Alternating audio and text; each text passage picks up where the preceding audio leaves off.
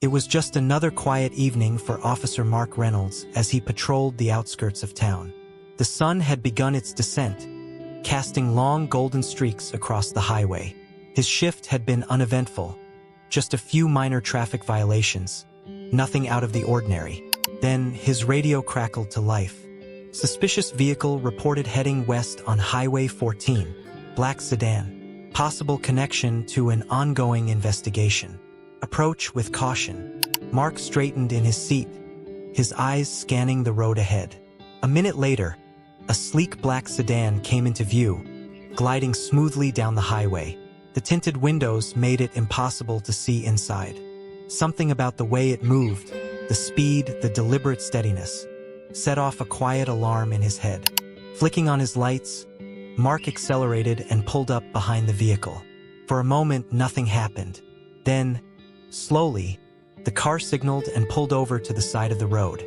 Mark grabbed his notepad, adjusted his radio, and stepped out of his cruiser. As he approached the sedan, his trained eye picked up the small details, the subtle shift in the driver's posture, the way his fingers tapped anxiously on the steering wheel. Mark knocked on the window. It rolled down, revealing a middle-aged man with greasy hair, nervous eyes, and a thin sheen of sweat on his forehead. "Evening, sir," Mark greeted, keeping his tone calm but firm. "License and registration, please." The man hesitated, then fumbled in the glove compartment. His movements were jerky, uncoordinated. Mark noted the tension in his jaw, the way his Adam's apple bobbed as he swallowed hard. Something was off. "Where are you headed?" Mark asked, making casual conversation. The driver forced a smile. "Just heading home." "From where?" The man hesitated. "A friend's place." Mark nodded but didn't break eye contact. "Mind rolling down the back window?" The driver stiffened. Why?" Mark's heartbeat quickened. He reached for his flashlight, subtly resting his other hand near his holster. A simple traffic stop should not make a driver this nervous. "Sir, roll down the back window," Mark repeated, his voice firmer now. The driver swallowed hard. His hand hovered over the window controls before, with a shaky breath, he finally pressed the button. The dark-tinted glass rolled down halfway, revealing a young girl sitting in the back seat. Mark's stomach dropped. She couldn't have been older than 6 or 7. Her dark hair fell over her small face, her big brown eyes wide and unblinking. She sat unnaturally still, clutching a small stuffed rabbit to her chest. Mark's instincts screamed at him. The way she sat, her rigid posture, the absence of any emotion on her face. It wasn't normal. Something was very, very wrong. He forced himself to stay calm. "Hey there, sweetheart," he said gently. "Everything okay?" The girl didn't respond. She didn't move. Mark's pulse pounded in his ears. His gaze flickered back to the driver, whose hands were now white-knuckling the steering wheel. That's when Mark saw it. A bruise peeking out from beneath the girl's sleeve. Cold rage flooded his veins. His fingers inched closer to his radio. This was no ordinary traffic stop. This was something else, something dangerous, and he had just walked right into it. Officer Mark Reynolds forced himself to keep his breathing steady, though every instinct inside him screamed that something was terribly wrong. His eyes darted between the driver, his sweat now visible under the glow of the setting sun, and the small girl in the back seat, who still hadn't moved. Mark cleared his throat, keeping his voice calm but firm. "Sir, what's your relationship with this child?" The driver flinched. It was subtle, just a twitch of his fingers on the wheel, but Mark noticed. She's my niece," the man stammered. "I was just driving her home to her mother." Mark tilted his head slightly, studying the man's expression. Lying. He was definitely lying. "Your niece," Mark repeated, acting as though he was simply making conversation. "What's her name?" The driver blinked.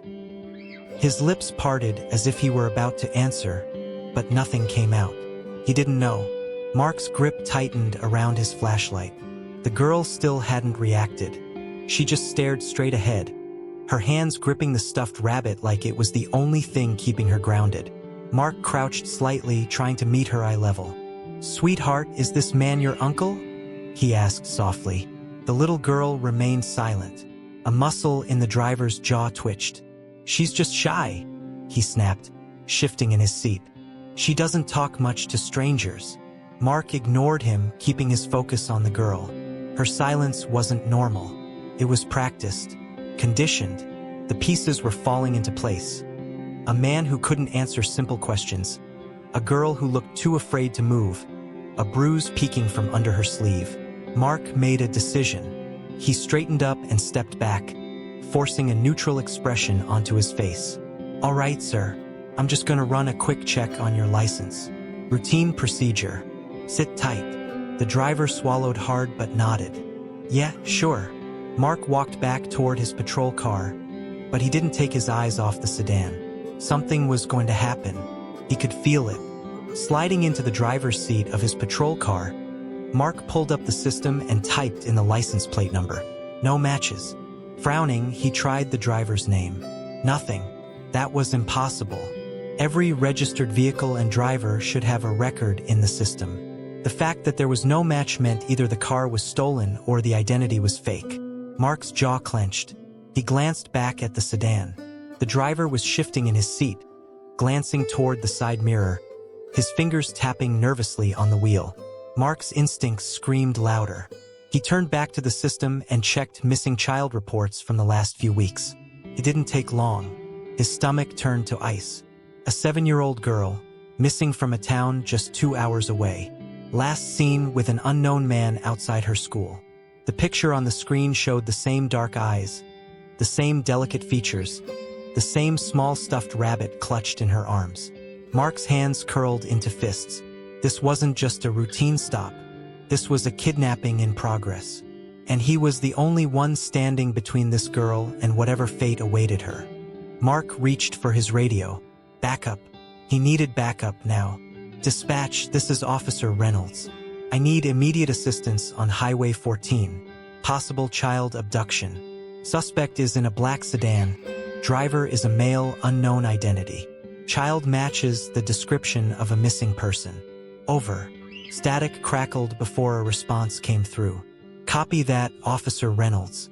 Units en route to your location. ETA 5 minutes. 5 minutes. Mark turned back toward the sedan, just in time to see the driver's hands moving fast. His gut lurched. He's going to run. Mark barely had time to react before the sedan's engine roared to life. The tires screeched as the car peeled away from the shoulder, kicking up gravel. "Damn it!" Mark cursed, throwing his car into gear. The chase was on. Flipping on his sirens, he slammed the gas pedal to the floor. The patrol car lurched forward, lights flashing as he sped after the suspect. The black sedan weaved through traffic, swerving dangerously between lanes. Mark gritted his teeth, his hands steady on the wheel. The bastard was desperate, but desperate men made mistakes. The radio crackled. "Officer Reynolds, backup is closing in from the north. Hold position if possible." Not an option. Mark could see it now. The driver's frantic movements, the way he was glancing over his shoulder, his desperation growing by the second. He knew he was caught, and that made him even more dangerous. The road ahead curved sharply, a dead end leading toward an old service road. Now or never. Mark reached for his loudspeaker. "Pull over now," he commanded. "You have nowhere to go." The driver didn't listen. He jerked the wheel violently, veering onto the dirt road, his car bouncing over the rough terrain. Mark followed, his tires kicking up dust. But the driver wasn't slowing down. In fact, he was speeding up. And then Mark realized, he's not trying to escape. He's trying to make sure no one catches him. The bastard was about to crash the car, with the little girl inside. Mark's pulse pounded. He had seconds to act. He couldn't let this end in disaster. Taking a deep breath, he swerved to the side and accelerated, pushing his patrol car alongside the sedan. Then, with all his strength, he turned the wheel and slammed the side of his car into the suspect's vehicle. Metal screeched. Tires screamed. The impact sent the black sedan spinning out of control, kicking up dirt and debris before finally, mercifully, crashing into a ditch. Silence. Mark's heart pounded in his chest. Then movement. The driver stumbled out of the wreck, dazed and disoriented. He wasn't down yet. Mark didn't hesitate. He threw open his door and charged. The suspect barely had time to react before Mark tackled him to the ground, pinning him with all his weight. "Stay down," Mark barked, wrenching the man's arms behind his back. Click. Handcuffs secured. The bastard was done. But Mark had no time to celebrate. He turned toward the crashed car, his stomach twisting. The little girl. Was she okay? With shaking hands, he rushed to the back seat and froze. The door was empty. The little girl was gone. The world around Officer Mark Reynolds blurred as panic surged through his veins. The back seat was empty. The little girl, the missing child he had sworn to save, was gone. "Damn it!" he growled, scanning the area frantically. His mind raced. Had she escaped in the chaos? Had someone else taken her while he was subduing the suspect? The kidnapper groaned beneath him, still pinned to the ground. His lip was split from the impact, and he spat blood onto the dirt. Even through his pain, a sick, twisted smirk curled his lips. "You're too late, cop," the man wheezed. "She's gone." Mark's grip tightened on the handcuffs. "Gone? No, she couldn't be." He grabbed the kidnapper by the collar and yanked him up slightly. "Where is she?" he demanded, voice razor-sharp with fury. The man just laughed. A cold, rasping sound. Mark shoved him back down and drew his gun, his pulse hammering against his skull. "I swear to God, if you don't start talking." Before he could finish, a high-pitched scream echoed from the woods. Mark's heart stopped. The little girl. She was alive. Without hesitation, he released the suspect and sprinted toward the sound, his boots pounding against the earth. The thick underbrush clawed at his uniform as he pushed through the trees, adrenaline numbing him to the scratches that sliced across his skin. She was close. Then, through the shadows, he saw them. The little girl was being dragged by a second man, a tall, lanky figure dressed in dark clothing. Another accomplice. Her small hands clawed at the dirt as she fought, her stuffed rabbit tumbling from her grasp. "Help!" she sobbed, kicking wildly. Mark didn't think, he reacted. "Police! Let her go!" he roared, raising his gun. The man froze for only a second, then bolted, yanking the girl along with him. Mark's finger hovered over the trigger. A clean shot wasn't possible. The girl was too close. Gritting his teeth, he holstered his weapon and charged. He tackled the kidnapper to the ground with full force. They tumbled down a small hill, slamming into the earth with a heavy thud. The man gasped, winded from the impact. Mark didn't give him time to recover. He reared back and landed a solid punch to the kidnapper's jaw. Bone cracked beneath his fist. The man yelped, blood splattering against the leaves. "You're done?" Mark growled, flipping him onto his stomach and snapping handcuffs around his wrists. Panting, he looked up. The little girl stood frozen at the top of the hill, her wide eyes shining with tears. Mark swallowed hard, forcing his voice to soften. "Hey, sweetheart, you're safe now." She hesitated, her small frame trembling. But then, slowly, she took a step forward, and another. Then she was running toward him. Mark barely had time to react before she flung herself into his arms, sobbing against his chest. "It's okay," he murmured, holding her close. "You're okay." But deep inside, he knew this wasn't over yet. Minutes later, backup arrived. Several officers flooded the scene, securing both suspects and tending to the little girl. Mark approached his lieutenant, his mind still reeling. "Two men, possibly part of a larger ring," he reported. "The first one was using a fake ID, and his car wasn't registered. This was planned." His lieutenant nodded grimly. "We'll dig into their backgrounds, but I have a bad feeling about this." Mark did too. This wasn't just one kidnapping. There was something bigger at play. His eyes landed on the little girl, who was now wrapped in a blanket, clutching her stuffed rabbit.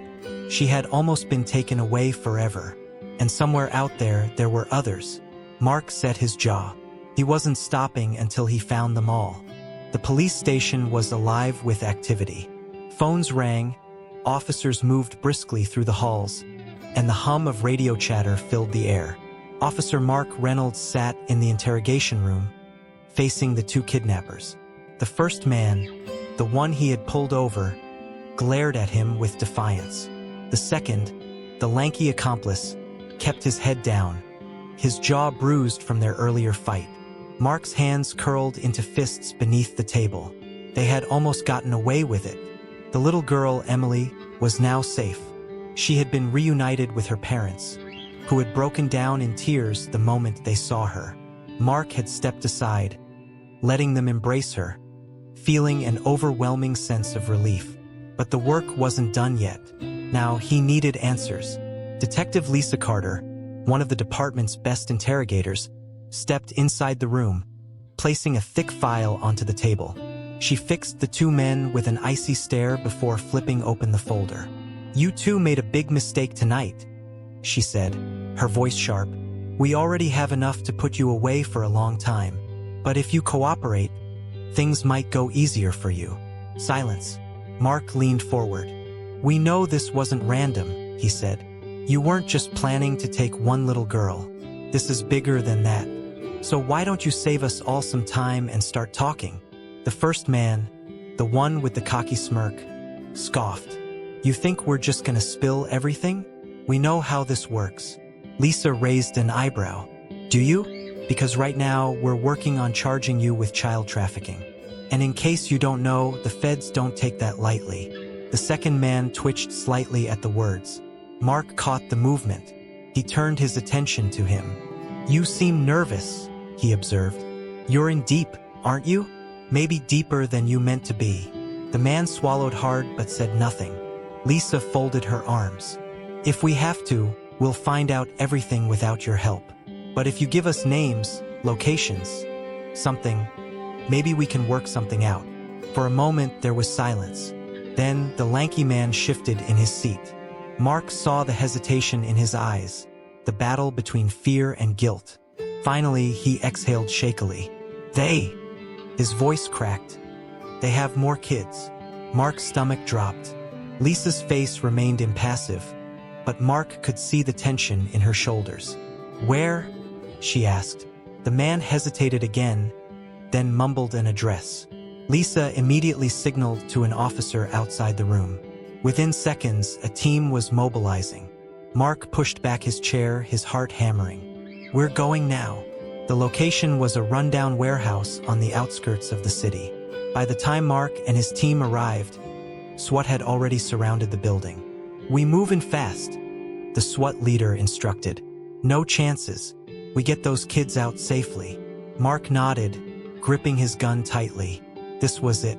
On the lieutenant's signal, the team breached the doors. Chaos erupted. Inside, several men scrambled, trying to flee, but the officers were faster. Within moments, the suspects were tackled to the ground, handcuffed, and secured. Mark and a few others rushed deeper inside, sweeping through the dimly lit rooms. And then he saw them, several children, huddled together in the corner of a small, locked room. Their eyes were wide with terror. Mark immediately holstered his gun and crouched down. "You're safe now," he told them gently. "We're here to take you home." A little boy burst into tears. A teenage girl clutched a smaller child to her chest, looking at Mark with cautious hope. One by one, they were led out into the arms of waiting paramedics. Mark stood by, watching as the last child was carried out, his chest tight with emotion. This was why he did what he did. The next morning, Mark visited the hospital where Emily was being checked over. He found her sitting in bed, a coloring book in her lap, her stuffed rabbit by her side. Her parents looked up as he entered. "Officer Reynolds," Emily's mother said, her eyes filled with gratitude. "We don't even know how to thank you." Mark shook his head. "You don't have to. Just knowing she's safe is enough." Emily beamed up at him. "You saved me," she said softly. Mark felt a lump in his throat. He knelt down beside her bed. "You were very brave, Emily," he told her. "You fought back. That's why you're here now." She reached out and hugged him. Mark closed his eyes briefly, returning the embrace. This case had changed him, and no matter what darkness he had faced, this moment made it all worth it.